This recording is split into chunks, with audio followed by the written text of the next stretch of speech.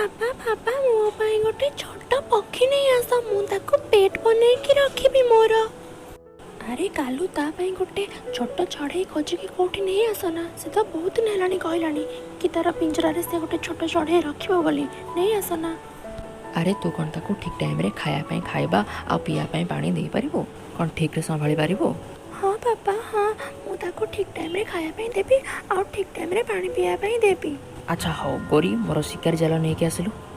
କାଲୁ କୁଆ ତାର ସବୁ ପ୍ରକାରର ଶିକାର ପାଇଁ ଯାହା ବି ସାମାନ ଆଉ ଯନ୍ତ୍ରପାତି ଦରକାର ଥିଲା ସେ ସବୁକୁ ନେଇ ଶିକାର କରିବା ପାଇଁ ବାହାରିଗଲା। ବାଟ ସାରା ଅନେଇକି ଗଲା ଆଉ ଦେଖିଲା କେଉଁ ଜାଗାରେ ଜାଲ ବସେଇଲେ ଗୋଟେ ଛୋଟ ଚଢ଼େଇ ଆସିକି ଠିକ୍ ଭାବରେ ପଡ଼ିବ ଆଉ ସେ ଧରିକି ତା ପୁଅ ପାଇଁ ନେଇଯିବ। ଠିକ୍ ଏହି ସମୟରେ ସେଇ ଜାଗାରେ ଗୋଟିଏ ପାରା ଆଉ ତାର ଗୋଟେ କୁନି ଛୁଆ ସେ ବାଟ ଦେଇକି ଗଲେ ଖାଇବା ସନ୍ଧାନ କରିବା ପାଇଁ। ଆଉ ହଠାତ୍ କିଣି ଦେଖିଲେ କି ଗୋଟେ ଜାଗାରେ ଖୁବ୍ ସାରା ଦାନା ପଡ଼ିଛି। ବାପା ବାପା ଏଠି ତ ବହୁତ ସାରା ଖାଇବା ଅଛି। ନାଇଁ ପୁଅ, ଦାନା ଦେଖି ଲାଗୁଛି କେଉଁ ଗୋଟେ ଶିକାରୀ ଜାଣି ଶୁଣିକି ଖାଇବା ପକେଇଛି, ନହେଲେ ହଠାତ୍ ଖାଇବା ଆସିବ କେଉଁଠୁ ଏଠୁ? ନାଇଁ ବାପା, ତମେ ଏମିତି ଖାଲିଟାରେ ଟେନସନ୍ ନେଉଛ। ପାରା ଛୁଆ ଜଲ୍ଦି ପଡ଼ ମୋ ଜାଲରେ, ଜଲ୍ଦି ପଡ଼। ଏମିତି ମନେ ମନେ କାଲୁକୁଆ ଭାବୁଥିଲା କେମିତି ହେଲେ ସେ ପାରାକୁ ଆଜି ନେଇକି ଯିବ। କୁନି ପାରା ତା ବାପାଙ୍କ କଥା ନ ଶୁଣି ସେ ଜାଗାକୁ ଖାଇବା ଆଣିବା ପାଇଁ ପଳେଇଗଲା। ଯେମିତି ଯାଇଛି ହଠାତ୍ କିଣି ଜାଲଟା ତା ଉପରେ ପଡ଼ିଗଲା ଆଉ ସେ ବନ୍ଦୀ ହେଇଗଲା। ଠିକ୍ ଏହି ସମୟରେ ପାରା ଉଡ଼ିକି ଗୋଟେ ଗଛ ଉପରକୁ ପଳେଇଗଲା। ଆଉ ଏହି ସମୟରେ ଠିକ୍ କାଲୁକୁଆ ବାହାରୁ ପଳେଇ ଆସିଲା। ପାରା ଛୁଆକୁ ଜାଲରେ ଦେଖି କାଲୁକୁଆ ଭାରି ଖୁସି। ଆଜି ମୋ ଜାଲରେ ପଡ଼ିଛୁ ତୁ, ମୋ ପୁଅ ପାଇଁ ତତେ ମୁଁ ଯେମିତି ହେଲେ କି ଆଜି ନେଇକି ଯିବି। ମୋତେ ଛାଡ଼ି ଦିଅ ଶିକାରୀ କୁଆ, ମୋତେ ଛାଡ଼ି ଦିଅ। ଶିକାରୀ କୁଆ, ମୋ ପୁଅକୁ ଛାଡ଼। ଶିକାରୀ କୁଆ, ତାକୁ ବନ୍ଦୀ କରନି, ଯେତେ ଜଲ୍ଦି ପାରୁଛୁ ସେତେ ଜଲ୍ଦି ଛାଡ଼। ନ ଛାଡ଼ିଲେ କ'ଣ କରିବୁ? ମୋ ପୁଅ ତୋ ପୁଅକୁ ନେଇ ପେଟ୍ ବନେଇକି ରଖିବ ଆଉ ବହୁତ ଖୁସି ହେବ।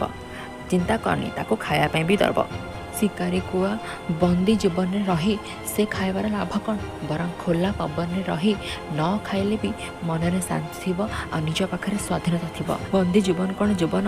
ମୋ ପୁଅକୁ ଛାଡ଼ିଦେ, ପ୍ଲିଜ୍ ଛାଡ଼ିଦେ। ଛାଡ଼ିଦେବି? ଏମିତି କେମିତି ଛାଡ଼ିଦେବି? ହାତକୁ ଆସିଥିବା ଶିକାରୀକୁ କ'ଣ କିଏ ଛାଡ଼ିଦିଏ? ମୁଁ ଛାଡ଼ିବିନି। ପାରା ଯେତେ ବି ଅନୁରୋଧ କଲା କୁଆ ତା କଥା ନ ଶୁଣି ତାର କୁନି ଚଢ଼େଇକୁ ତା ଘରକୁ ତା ପୁଅ ପାଖକୁ ନେଇକି ଚାଲିଗଲା। ଛୋଟ ପାରାକୁ ଦେଖି କାଲୁର ପୁଅ ବହୁତ ଖୁସି ଥିଲା। ଏବେ ୟାକୁ ଠିକ୍ ଟାଇମ୍ରେ ଖାଇବାକୁ ଦେଇଦେବୁ, ନହେଲେ ଭୋକରେ ବିଚରା ମରିଯିବ, ବୁଝିଲୁ? ମୋତେ ପ୍ଲିଜ୍ ଛାଡ଼ି ଦିଅ। ମୋ ବିନା ମୋ ମମି ବାପା ବଞ୍ଚି ପାରିବେନି। ପ୍ଲିଜ୍ ମୋତେ ଛାଡ଼ି ଦିଅ।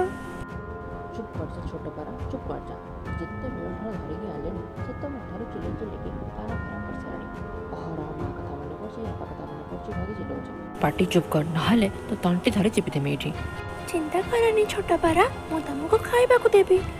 ଏହା କହି କୁଆ କୁନି ଚଢ଼େଇକୁ କିଛି ଖାଇବା ପାଇଁ ଦେଇଦେଲା। ଆଉ ଏହି ସମୟ ଭିତରେ ରାତି ହେଇସାରିଲାଣି, କିନ୍ତୁ କୁନି ପାରାଟି କିଛି ନ ଖାଇ ନ ପିଇ ସେମିତି କାନ୍ଦୁଥାଏ। ମୋ ପୁଅକୁ ନେଇ ଆସ କୋଉଠି ଖୋଜିକି, ମୋ ପୁଅ ବିନା ରହିପାରିବିନି।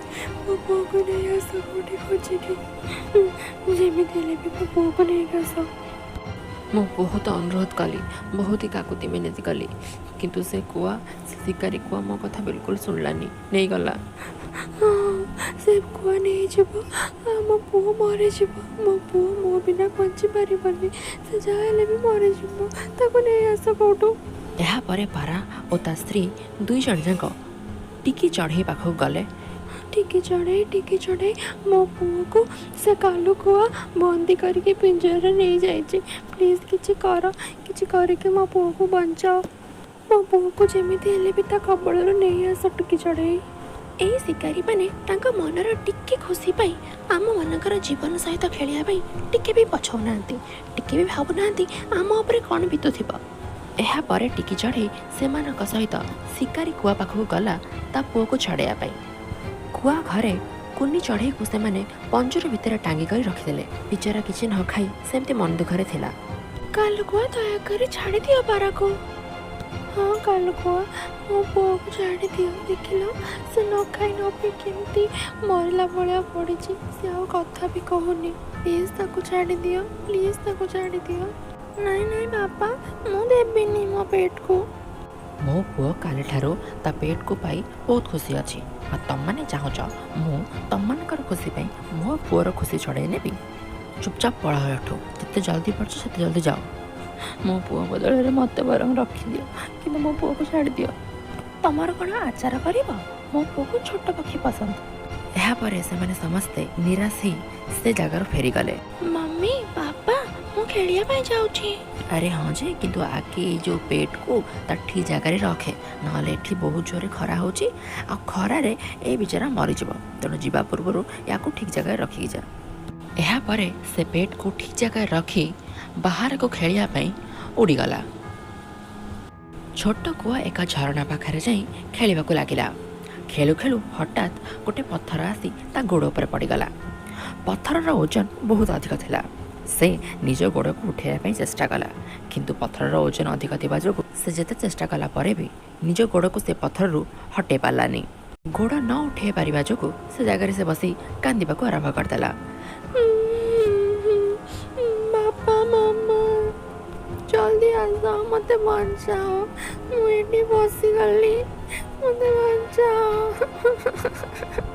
आउ यही समय भितर धीरे धीरे राति हवाक लगिगला जेबे राति हवा परे भी तांको पुओ घर को फेरिकी न आसे सेबे मम्मी पापा दी जनाक बहुत चिंतारे भाबुथिले अरे शुणुच राति गलानी जगू एपर्यंत आसेनी ए जगुटा भारी बदमाशी कोठी को ना कोठी खेलुथबा कहीं किसी मुसीबत न पड़ जाओ मो जाएंगे देखिए आसे पड़े गला एहा परे कालु कुआ ता पुओ जगू को खोजिया चारिआडे गला चारिआडे देखिला किंतु को जगार भी ता पुओ को खोजिकी पाइलानी शेष थकिकी घर को वापस पड़े आसला अरे गोरी कौटी भी जगू को पाइलनी सबू जगार खोजिली किंतु जगू कौटी भी मिललानी मते एक कथा कही से माने कांदिबा को आरंभ कले अंकल अंकल आपण टेंशन नियंतुनी अंकल मो मम्मी बापांकर उड़ान सबुठारु अधिक से आपण को देखिकी कहीदेवे कि जगू पुआ कौटी अच्छी आपण तांका पाखक जातु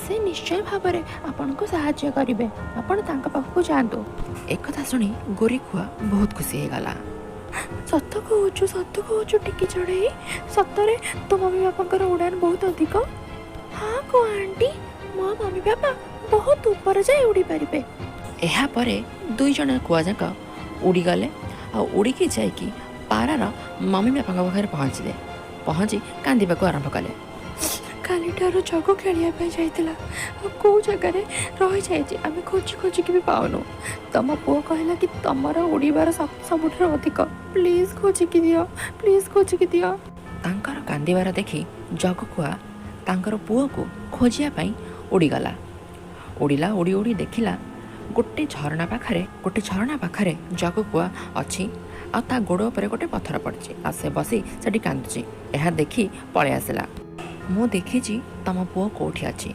किंतु गोटे सर्तरे मु कहबी जदि तमें मो पुओ को आजाद कर ताहले ही मुझे कहबी कुआ ये सर्तरे राजी हो गले एवं तापरे पारा तांको तांको पुओर रास्ता कहीदेला यापर कुआ आ ता स्त्री दुई जन जाक मिसी निज पुओ को उद्धार कले एवं घर को आसी छोट पारा को ता पंजरी आजाद करदेले मते क्षमा कर दिया छोट पक्षी मु गोटे राति मो मामा बाबा बिना रही और रहा द्वारा जानीगली कि माँ बापा बिना रहिले केते कष्ट मु आग को केबे भी एमती करबिनी को भी पक्षी को निजर पेट बने की रखिबिनी मते प्लीज क्षमा कर दिया हाँ ठीक अच्छी मो मम्मी पापा मोर अपेक्षा थे मुझे जीवी एकथा कही मन खुशी रे टिकी चढ़ई खुशी है कि उड़ी उड़ी ताका निज घर को वापस पड़ेगला कहीं आजादी क्या पसंद नुहे कहले